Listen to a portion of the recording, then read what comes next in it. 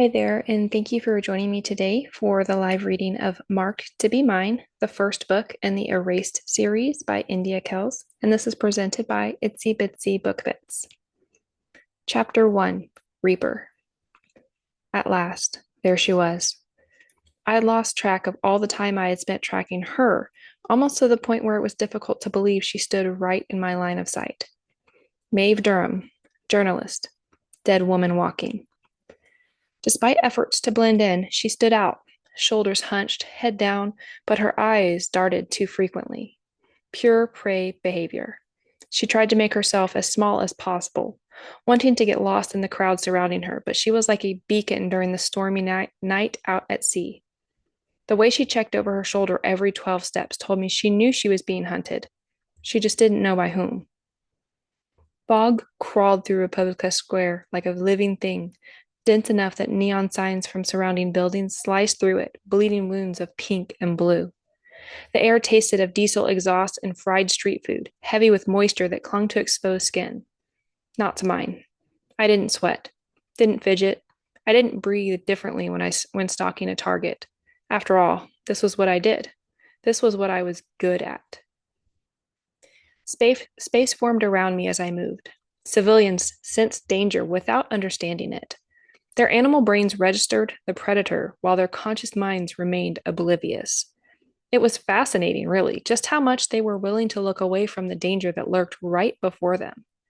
A businessman in an expensive suit glanced my way, caught my eyes, then immediately altered his path. Smart man. I maintained exactly 27 meters between us, close enough to respond if she bolted, far enough to remain invisible. She checked her phone again, the third time in 2 minutes. The screen illuminated her face, casting sharp shadows across features I'd studied in photographs but seemed somehow different in person, more alive. She moved toward the eastern exit. The underground parking structure waited there like a concrete tomb. Either she was smarter than she appeared or luck favored her today. It wouldn't matter. A street vendor stepped into my path. Watch where you're. His words died when our eyes met. It was the effect I often had on those around me. He backed away without another sound, knocking over a stack of newspapers. The headlines mentioned a corporate scandal. Irrelevant. My target turned at the noise, and the square's neon bathed her face. The green light illuminated features with tension.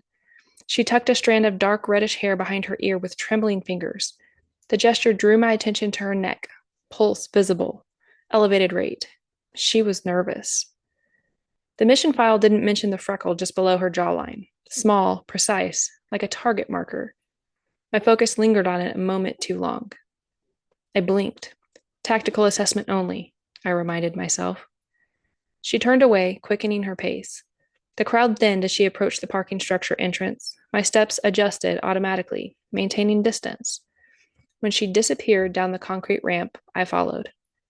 My hand brushed against the weapon concealed at my waist, a reflexive gesture, unnecessary. I never missed, never hesitated, never questioned.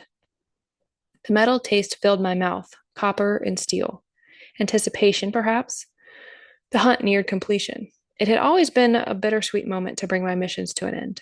I enjoyed the thrill of the chase, but ultimately, all of them had to come to an end. The parking structure swallowed her whole. I descended after her, my footsteps silent against the concrete. The fluorescent lights overhead flickered arrhythmically, casting multiple shadows that stretched and distorted. My focus remained absolute, yet I recalled how the light caught her eyes in the square. They were amber with gold flecks, another thing the file hadn't specified, another irrelevant detail that shouldn't have registered. This momentary distraction irritated me like a splinter under perfect skin. Maeve Durham, journalist. Eliminate. Level P1 stretched before me, half empty. Fluorescent tubes hummed overhead, transforming each vehicle into a potential hiding place. Not that I needed concealment. I was invisible because I chose to be.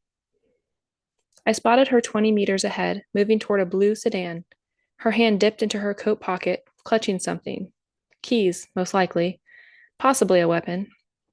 I adjusted my approach angle, calculating the threat profile. Civilian with improvised weapon, minimal risk. I'd eliminated targets armed with military-grade hardware without breaking rhythm. She glanced back. I was already behind a concrete pillar, perfectly still. Her eyes scanned the area, lingering near my position before moving on. Better instincts than most. The file labeled her standard civilian threat level. Clearly incorrect. When she turned away, I resumed my pursuit. 17 meters now. The gap closed with mathematical precision. Target isolated. Proceed with elimination. The thought formed in my mind, mechanical and certain. But beneath it, something else stirred. The thought formed not the clean anticipation of completion, something messier. A hunger to see her expression when she realized. The width of her pupils when fear peaked. The sound she'd make when I shut down the thought. Unprofessional. Inefficient. This had never happened to me before, and I sure as hell wasn't about to let it happen now. I could have ended this from my current position with a 98.7% success probability, but closer was better. Closer meant certainty. Her pace quickened. She took a sharp turn toward the ramp leading to P2, the lower level. Fewer vehicles, fewer witnesses. She was moving deeper into isolation exactly as I anticipated. I followed, mapping the environment with each step.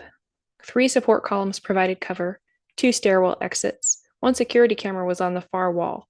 Non-operational, judging by the dust accumulation on its housing. Perfect. She reached P2 and froze. The level stood nearly empty, 4 vehicles scattered across 50 spaces. Exposed, vulnerable, her head turned, seeking something, or someone. I was already moving to cut off her escape route, circling wide to approach her from her blind side. When she glanced back, the familiar satisfaction of prey sensing the predator too late struck me. For just a fraction of a second, I considered extending this phase, drawing out the hunt. The thought formed unbidden, disturbing in its unprofessionalism. Her breathing changed, audible even at this distance. Quick and shallow. The fight or flight response was activated. Her body was preparing for what her conscious mind still denied. 10 meters. The distance between us narrowed with each step. Concrete swallowed my footfalls while amplifying hers. The air down there tasted stale, exhaust fumes trapped in cold concrete. And something else. Fear. Her fear had a scent. Sharp, metallic, almost sweet. I could easily get myself lost in it if I wasn't careful enough. 7 meters. Maeve stopped abruptly, pulling something from her pocket. The phone screen illuminating her face, casting harsh shadows that accentuated the fear in her expression. Her fingers moved rapidly across the surface. 4 meters. A faint smile touched my lips. I didn't fight it. The sensation was unfamiliar. When was the last time I smiled during an operation? When was the last time I smiled at all? The question appeared from nowhere, disrupting operational focus, a momentary glitch in my processing. 3 meters. She spun suddenly, scanning the shadows, and froze. Our eyes locked across the distance. Recognition dawned in hers, not of me personally, but of what I represented. Death approaching with measured steps. Her hand plunged back into her pocket, withdrawing something that caught the light. Not a phone, a knife. Small, but practical switchblade with a serrated edge. The file didn't mention combat training either. Was there anything that file did get accurately? Annoyance spiked through me. That would most likely require a stern conversation later on. Some things in my business would have to be changed. For now, though, my pulse quickened. A flicker of what? Not concern. Interest, perhaps. I closed the distance in 3 steps. Her knife slashed where I stood a fraction of a second ago. Amateur technique, but determined execution. I pivoted, avoiding the blade with minimal movement, then captured her wrist. 1 precise twist, not enough to break, just enough to send pain signals racing through nerve endings. The knife clattered on the concrete. Don't, I said, the word unnecessary, but automatic. I expected her to scream. After all, that was what most humans instinctively did when facing danger, and she stood right before one. Much to my surprise, which didn't happen often, no sound left her lips. Instead, she tried to knee me. I blocked with my thigh, then swept her legs. She fell hard, but scrambled up faster than I anticipated, backing away. Her eyes were wide with fear, but somehow she still managed to remain silent. It would be easy for her to yell to get attention, even in this isolated parking lot. But she didn't. Likely didn't want to draw too much attention. I followed, unhurried, allowing her the illusion of resistance. There was nowhere to go. The parking level stretched empty in all directions, after all. Her back hit a wall. Trapped. Her eyes assessed me, moving from my face to my hands to potential weapons. She swallowed hard, but her gaze didn't waver. I had to give credit where it was due. She was brave, even when cornered like this. "Are you my contact?" she asked suddenly, catching me off guard. I didn't answer. Questions wasted time. I silenced her with proximity, moving into her space. Personal. Intimate. My hand found her throat, fingers positioning precisely over carotid pressure points. Not crushing, controlling. But her words registered as unexpected. Contact? She expected someone, just not me. Her eyes changed, resignation replacing fear. "You're one of them, aren't you?" Not a question, a statement. Her hand flew toward my face, colliding with the rough contour of my cheek. I barely felt the impact, but it was enough to give her a moment of distraction to use in her favor. She lunged sideways, attempting to create distance. Pointless. I moved faster, reestablishing the chokehold. When I locked eyes with her, something unexpected happened. An impulse fired through me, foreign and unwelcome, the urge to slide my hand from her throat to her jaw. It wasn't tactical. It wasn't part of any protocol. My thumb brushed against her pulse point, feeling the rapid fluttering beneath warm skin, like a bird's wings. The freckle below her jawline, the defiant set of her mouth, the gold flecks in her dark eyes. Her shallow breathing drew my attention to her lips. For one disorienting moment, I wondered about their texture. The thought was so alien, so unlike anything I had ever felt before. It left me momentarily stunned. I hesitated. The realization stunned me. I never hesitated. One of whom? The question escaped before I could stop it. Why did I ask? Why wasn't she dead yet? Her eyes widened. Not just fear now. Something else. Recognition. Her pulse hammered against my palm. "The people who took you," she whispered, "who broke you apart and put you back together wrong." The words made no sense. She should have been begging, threatening, bargaining, not this, whatever this was. "I don't know what you're talking about." My voice sounded strange, uncertain. My grip loosened some more. This had never happened before. "I know you don't." A small whisper left her lips. I thought she was playing tricks with me, trying to mess with my mind, but as I stared into her eyes, I saw nothing but conviction. She was certain she knew who I was. And how could she, when I didn't even know it myself? That's the fucking tragedy of it. You don't even know who you were before they got hold of you. The question struck like a physical blow. Something shifted behind my eyes, pupils dilating, straining as if trying to read invisible text. My vision blurred, fragmented. Images flashed, white rooms, restraints, voices saying, "Again." Pain beyond description. Someone screaming. I didn't sleep much, but sometimes when I did, I'd see distant nightmares of moments like these. They would move in a blur, just out of reach, like fragmented clutter of my tortured mind. Considering my job, it was no surprise. This, however, was the first time something like this had happened. "What's your name?" she asked, voice gentler now despite the tears. "Reaper." The response was automatic, programmed. Her face softened, despite the fear in her eyes. "No, not your code name. Your real name."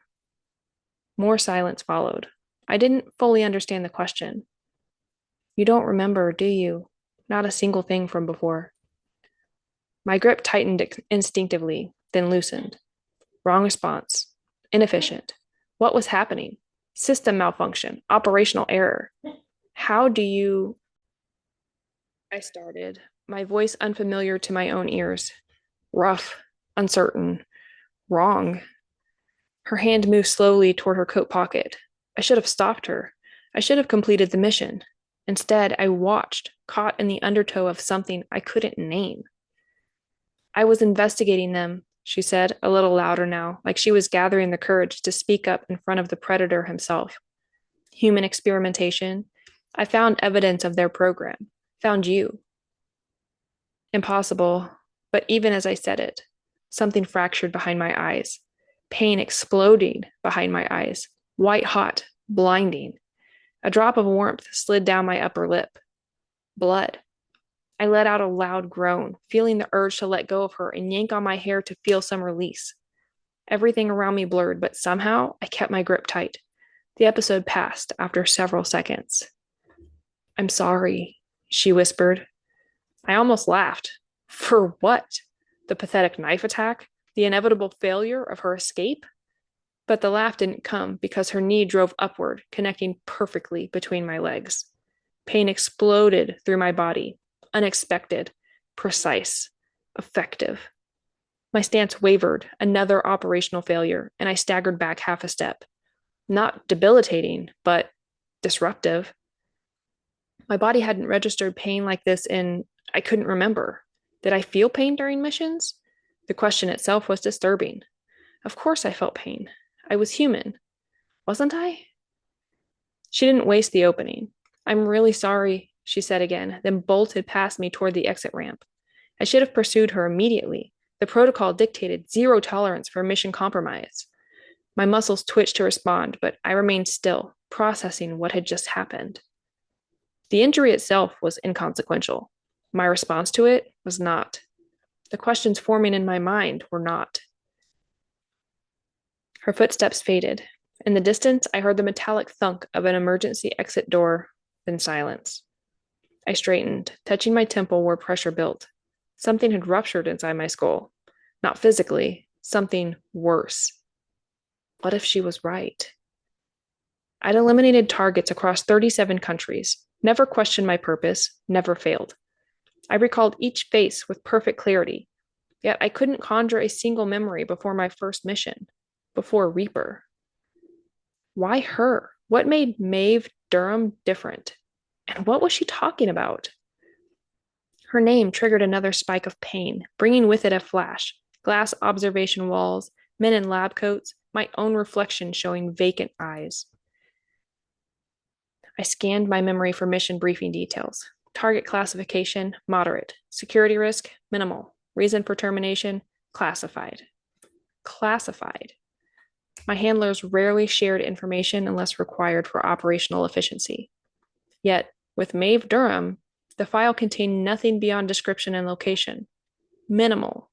Almost as if they didn't want me to know why she needed to be eliminated.